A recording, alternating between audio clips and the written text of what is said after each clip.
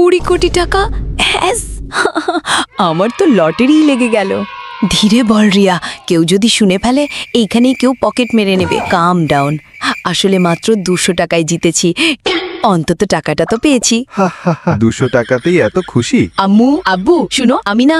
শোন মা, আমরা তো রাস্তায় চলে এলাম, তোমার বাবার চাকরি চলে গেছে আর এই ঘরও হাতছাড়া হতে চলেছে। মা টেনশন নট।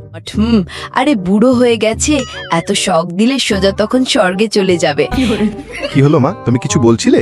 না পাপা, সত্যি বলছি, আমি প্রমোশন পেয়েছি আর বস বলেছেন নতুন একটা বাড়ি দেবেন, তাই কোনো টেনশন নেই। ও খোদা, আবার দেরি হলো অফিসের জন্য। রিয়া আবার লেট, এবার 200 টাকা ফাইন দাও। এই নিন স্যার 50,000 টাকা, বাকিটা খুচরা আপনি রাখুন। মিম, এমন করিস না। আমাকে যেতে দাও রিয়া, আমার চাকরি চলে গেছে, বয়ফ্রেন্ডও ছেড়ে গেছে, এইভাবে বেঁচে থাকার মানেই নেই। এইভাবে বলিস না ডিয়া, দেখ তোর জন্য নতুন নতুন ড্রেস কিনেছি, আর দেখ এই ক্লাবটা পুরোটা তোর জন্য বুক করেছি। আগে বল তো, তোর কোনো মারাত্মক অসুখ হয়েছে নাকি? না। না হলে এত টাকা খরচ করছিস কেন? যে আমি এখন কোটিপতি, কিন্তু ও তো আমার বেস্ট ফ্রেন্ড, ওর কাছে কিছু লুকানো উচিত না। দেখ রিয়া, তুই কিছু লুকাচ্ছিস, তার আগে আমি তোর সাথে একটা সিক্রেট শেয়ার করি।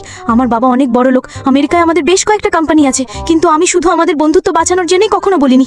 এই নে, এটা নে, $1 মিলিয়ন, তবে আমাকে মাফ করে দে প্লিজ। এখন আমি কোটিপতি। বন্ধুরা লাইক ও সাবস্ক্রাইব করুন এখনই। ধন্যবাদ।